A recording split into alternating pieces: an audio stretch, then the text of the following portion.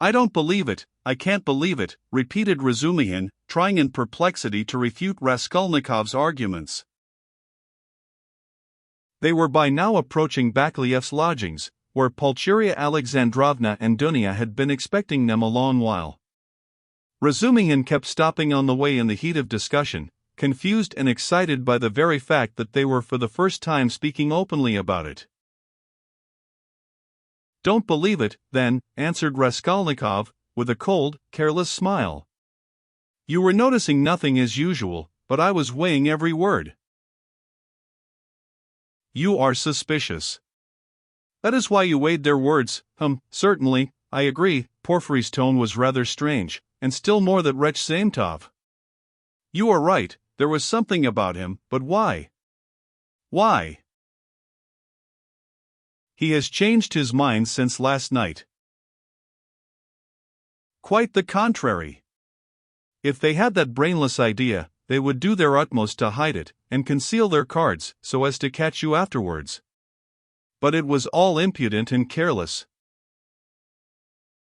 If they had had facts, real facts, or at least grounds for suspicion, then they would certainly have tried to hide their game, in the hope of getting more. They would have made a search long ago besides. But they have no facts, not one. It is all mirage, all ambiguous. Simply a floating idea. So they try to throw me out by impudence."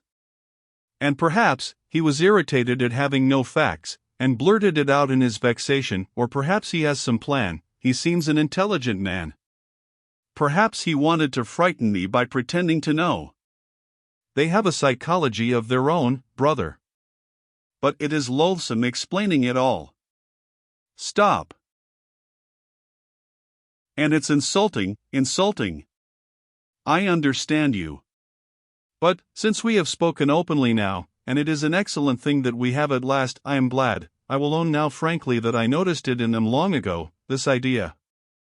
Of course the merest hint, only an insinuation, but why an insinuation even? How dare they? What foundation have they? If only you knew how furious I have been. Think only. Simply because a poor student, unhinged by poverty and hypochondria, on the eve of a severe delirious illness, note that, suspicious, vain, proud, who has not seen a soul to speak to for 6 months, in rags and in boots without soles, has to face some wretched policeman and put up with their insolence, and the unexpected debt thrust under his nose, the IOU presented by Chebarov, the new paint, 30 degrees Romer and a stifling atmosphere, a crowd of people, the talk about the murder of a person where he had been just before, and all that on an empty stomach. He might well have a fainting fit. And that is what they found it all on. Damn them! I understand how annoying it is, but in your place, Rodia, I would laugh at them, or better still, spit in their ugly faces, and spit a dozen times in all directions. I'd hit out in all directions, neatly too, and so I'd put an end to it. Damn them! Don't be downhearted. It's a shame. He really has put it well, though, Raskolnikov thought. Damn them! But the cross-examination again, tomorrow, he said with bitterness. Must I really enter into explanations with them? I feel vexed as it is, that I condescended to speak to Zametov yesterday in the restaurant. Damn it! I will go myself to Porfiry. I will squeeze it out of him. As one of the family, he must let me know the ins and outs of it all. And as for Zametov... At last he sees through him, thought Raskolnikov. Stay, cried Razumihin, seizing him by the shoulder again. Stay. You were wrong. I have thought it out. You are wrong. How was that a trap? You say that the question about the workmen was a trap. But if you had done that, could you have said you had seen them painting the flat, and the workmen? On the contrary, you would have seen nothing, even if you had seen it. Who would own it against himself? If I had done that thing, I should certainly have said that I had seen the workmen and the flat, Raskolnikov answered, with reluctance and obvious disgust. But why speak against yourself? Because only peasants, or the most inexperienced novices, deny everything flatly at examinations. If a man is ever so little developed and experienced, he will certainly try to admit all the external facts that can't be avoided, but will seek other explanations of them, will introduce some special, unexpected turn, that will give them another significance and put them in another light. Porphyry might well reckon that I should be sure to answer so, and say I had seen them to give an air of truth, and then make some explanation. But he would have told you at once that the workman could not have been there 2 days before, and that therefore you must have been there on the day of the murder at 8 o'clock. And so he would have caught you over a detail. Yes, that is what he was reckoning on, that I should not have time to reflect, and should be in a hurry to make the most likely answer, and so would forget that the workman could not have been there 2 days before. But how could you forget it? Nothing easier. It is in just such stupid things clever people are most easily caught. The more cunning a man is, the less he suspects that he will be caught in a simple thing.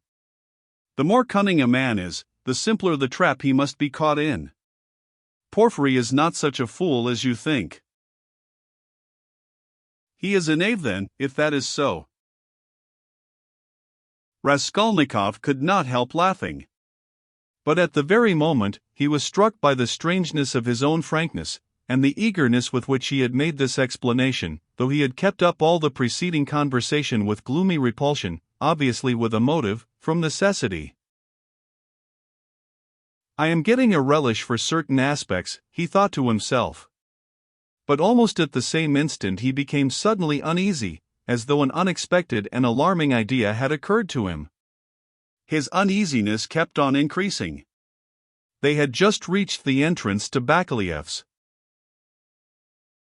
"Go in alone," said Raskolnikov suddenly. "I will be back directly." "Where are you going?" "Why, we are just here." "I can't help it. I will come in half an hour." "Tell them." "Say what you like, I will come with you." "You, too, want to torture me," he screamed, with such bitter irritation, such despair in his eyes that Razumihin's hands dropped. He stood for some time on the steps, looking gloomily at Raskolnikov striding rapidly away in the direction of his lodging.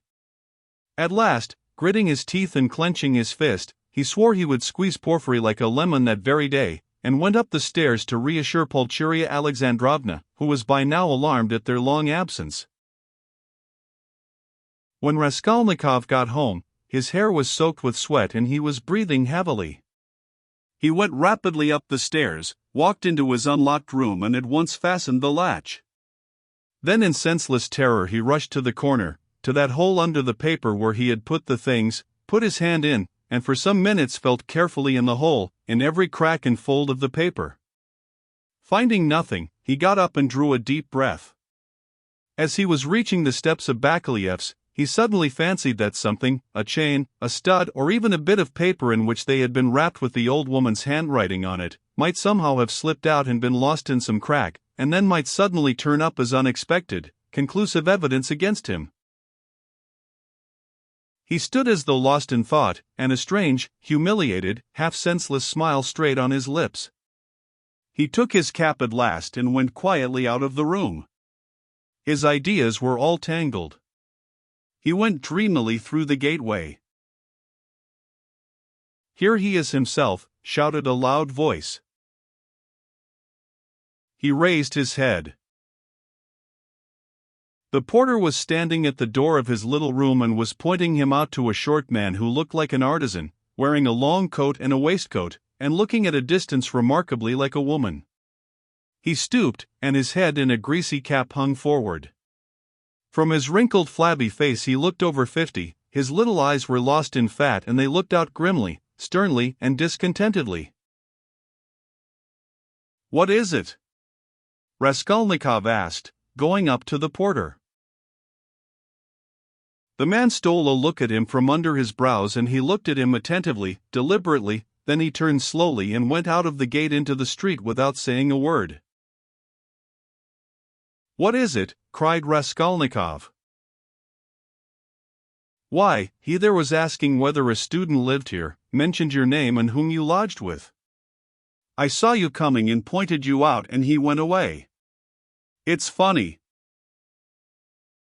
The porter too seemed rather puzzled, but not much so, and after wondering for a moment he turned and went back to his room.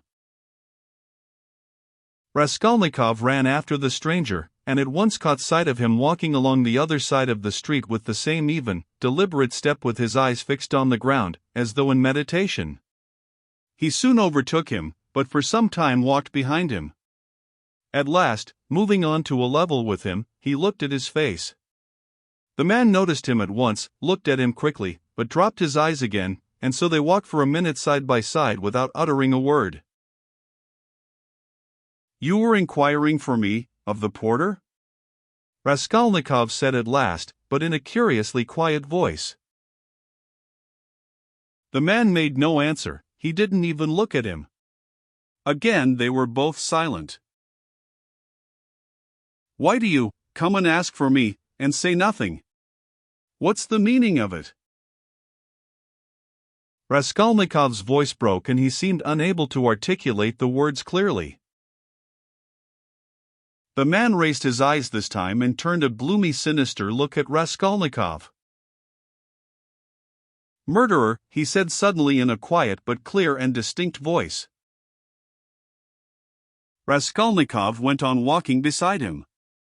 His legs felt suddenly weak, a cold shiver ran down his spine, and his heart seemed to stand still for a moment, then suddenly began throbbing as though it were set free. So they walked for about 100 paces, side by side in silence. The man did not look at him. "What do you mean, what is?" "Who is a murderer?" muttered Raskolnikov hardly audibly. "You are a murderer," the man answered still more articulately and emphatically, with a smile of triumphant hatred, and again he looked straight into Raskolnikov's pale face and stricken eyes. They had just reached the crossroads. The man turned to the left without looking behind him. Raskolnikov remained standing, gazing after him. He saw him turn round 50 paces away and look back at him still standing there. Raskolnikov could not see clearly, but he fancied that he was again smiling the same smile of cold hatred and triumph. With slow faltering steps, with shaking knees, Raskolnikov made his way back to his little garret, feeling chilled all over. He took off his cap and put it on the table, and for 10 minutes he stood without moving. Then he sank exhausted on the sofa and with a weak moan of pain he stretched himself on it. So he lay for half an hour. He thought of nothing. Some thoughts are fragments of thoughts, some images without order or coherence floated before his mind, faces of people he had seen in his childhood or met somewhere once, whom he would never have recalled, the belfry of the church at V, the billiard table in a restaurant and some officers playing billiards, the smell of cigars in some underground tobacco shop, a tavern room, a back staircase quite dark, all sloppy with dirty water and strewn with eggshells, and the Sunday bells floating in from somewhere. The images followed one another, whirling like a hurricane. Some of them he liked and tried to clutch at, but they faded, and all the while there was an oppression within him, but it was not overwhelming, sometimes it was even pleasant. The slight shivering still persisted, but that too was an almost pleasant sensation. He heard the hurried footsteps of Razumihin, he closed his eyes and pretended to be asleep. Razumihin opened the door and stood for some time in the doorway as though hesitating, then he stepped softly into the room and went cautiously to the sofa.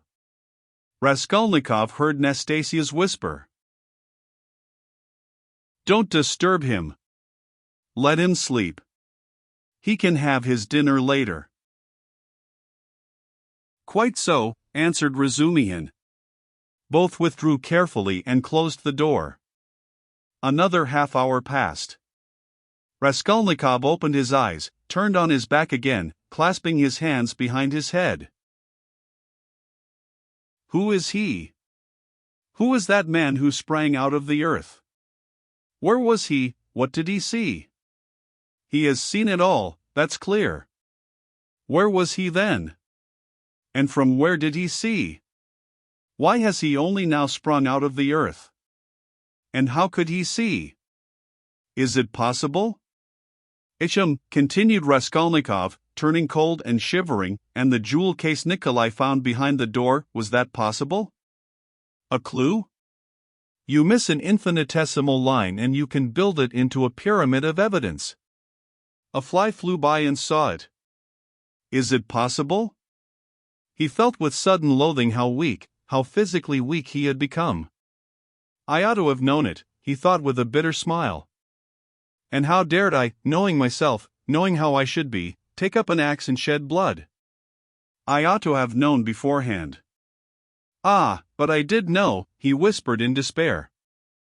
At times he came to a standstill at some thought. No, those men are not made so. The real master to whom all is permitted storms Toulon, makes a massacre in Paris, forgets an army in Egypt, wastes 500,000 men in the Moscow expedition and gets off with a jest at Vilna. And altars are set up to him after his death, and so all is permitted. No, such people, it seems, are not of flesh but of bronze. One sudden irrelevant idea almost made him laugh. Napoleon, the pyramids, Waterloo, and a wretched skinny old woman, a pawnbroker with a red trunk under her bed, it's a nice hash for Porfiry Petrovitch to digest. How can they digest it? It's too inartistic. A Napoleon creep under an old woman's bed. Ugh, how loathsome. At moments he felt he was raving. He sank into a state of feverish excitement. The old woman is of no consequence, he thought, hotly and incoherently. The old woman was a mistake perhaps, but she is not what matters. The old woman was only an illness. I was in a hurry to overstep. I didn't kill a human being, but a principle. I killed the principle, but I didn't overstep, I stopped on this side. I was only capable of killing. And it seems I wasn't even capable of that. Principle? Why was that fool Razumihin abusing the socialists? They are industrious, commercial people, the happiness of all is their case. No, life is only given to me once and I shall never have it again. I don't want to wait for the happiness of all. I want to live myself, or else better not live at all. I simply couldn't pass by my mother starving, keeping my ruble in my pocket while I waited for the happiness of all. I am putting my little brick into the happiness of all and so my heart is at peace. Ha ha! Why have you let me slip? I only live once, I too want. Eck, I am an aesthetic louse and nothing more, he added suddenly, laughing like a madman. Yes, I am certainly a louse, he went on, clutching at the idea, gloating over it and playing with it with vindictive pleasure. In the first place, because I can reason that I am one, and secondly, because for a month past I have been troubling benevolent Providence, calling it to witness that not for my own fleshly lusts did I undertake it, but with a grand and noble object, Thirdly, because I aimed at carrying it out as justly as possible, weighing, measuring and calculating. Of all the lice I picked out the most useless one and proposed to take from her only as much as I needed for the first step, no more nor less, so the rest would have gone to a monastery, according to her will, And what shows that I am utterly a louse, he added, grinding his teeth, is that I am perhaps viler and more loathsome than the louse I killed, and I felt beforehand that I should tell myself so after killing her. Can anything be compared with the horror of that? The vulgarity. The abjectness. I understand the prophet with his saber, on his steed, Allah commands and trembling creation must obey. The prophet is right, he is right when he sets a battery across the street and blows up the innocent and the guilty without deigning to explain. It's for you to obey, trembling creation, and not to have desires, for that's not for you. I shall never, never forgive the old woman. His hair was soaked with sweat, his quivering lips were parched, his eyes were fixed on the ceiling. Mother, sister, how I love them! Why do I hate them now? Yes, I hate them. I feel a physical hatred for them. I can't bear them near me. I went up to my mother and kissed her, I remember. To embrace her and think if she only knew, shall I tell her then? That's just what I might do. She must be the same as I am, he added, straining himself to think, as it were struggling with delirium. Ah, how I hate the old woman now. I feel I should kill her again if she came to life. Poor Lizaveta. Why did she come in? It's strange though, why is it I scarcely ever think of her, as though I hadn't killed her? Lizaveta. Sonia. Poor gentle things, with gentle eyes. Dear women. Why don't they weep? Why don't they moan? They give up everything, their eyes are soft and gentle. Sonia, Sonia. Gentle Sonia. He lost consciousness. It seemed strange to him that he didn't remember how he got into the street. It was late evening. The twilight had fallen and the full moon was shining more and more brightly, but there was a peculiar breathlessness in the air. There were crowds of people in the street. Workmen and business people were making their way home, other people had come out for a walk. There was a smell of mortar, dust, and stagnant water. Raskolnikov walked along, mournful and anxious. He was distinctly aware of having come out with a purpose, of having to do something in a hurry, but what it was he had forgotten. Suddenly he stood still and saw a man standing on the other side of the street, beckoning to him. He crossed over to him, but at once the man turned and walked away with his head hanging, as though he had made no sign to him. Stay, did he really beckon? Raskolnikov wondered, but he tried to overtake him. When he was within 10 paces he recognized him and was frightened. It was the same man with stooping shoulders and the long coat. Raskolnikov followed him at a distance, his heart was beating. They went down a turning, the man still did not look round. Does he know I am following him? Thought Raskolnikov. The man went into the gateway of a big house. Raskolnikov hastened to the gate and looked in to see whether he would look round and sign to him. In the courtyard the man did turn round and again seemed to beckon him. Raskolnikov at once followed him into the yard, but the man was gone. He must have gone up the first staircase. Raskolnikov rushed after him. He heard slow measured steps 2 flights above. The staircase seemed strangely familiar. He reached the window on the first floor. The moon shone through the panes with a melancholy and mysterious light. Then he reached the second floor. Bah! This is the flat where the painters were at work, but how was it he did not recognize it at once? The steps of the man above had died away. So he must have stopped or hidden somewhere. He reached the 3rd story. Should he go on? There was a stillness that was dreadful. But he went on. The sound of his own footsteps scared and frightened him. How dark it was! The man must be hiding in some corner here. Ah! The flat was standing wide open. He hesitated and went in.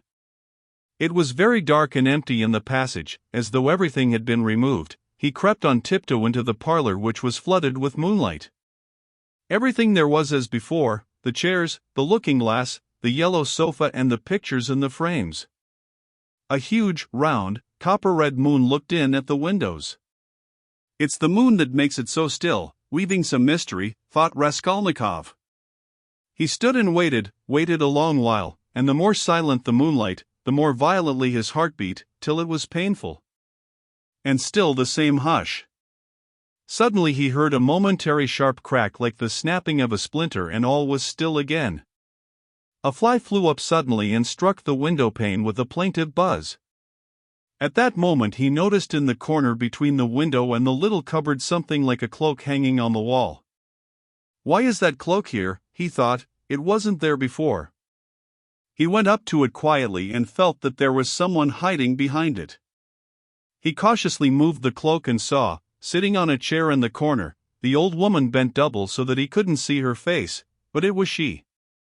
He stood over her. She is afraid, he thought. He stealthily took the axe from the noose and struck her one blow, then another on the skull. But strange to say, she did not stir, as though she were made of wood.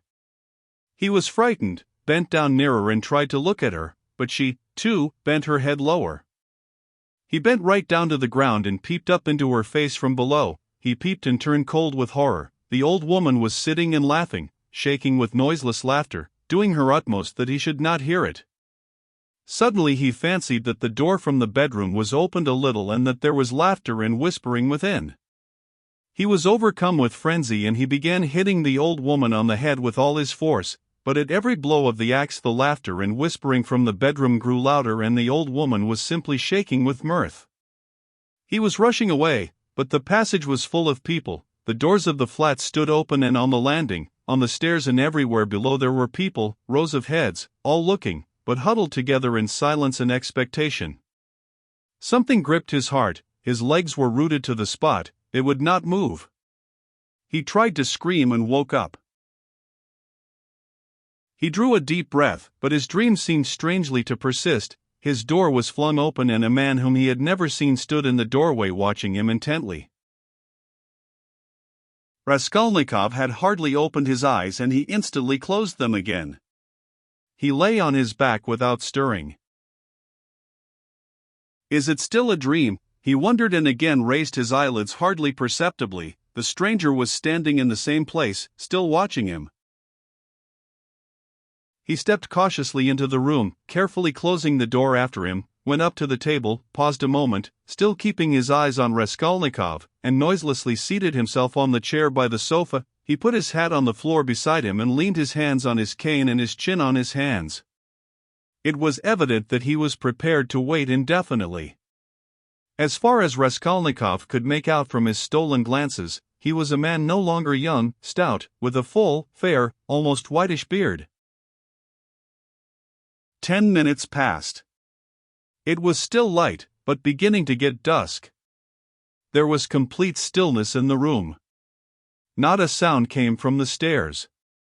Only a big fly buzzed and fluttered against the windowpane. It was unbearable at last. Raskolnikov suddenly got up and sat on the sofa. "Come, tell me what you want." "I knew you were not asleep, but only pretending," the stranger answered oddly, laughing calmly. "Arkady Ivanovich Svidrigailov, allow me to introduce myself."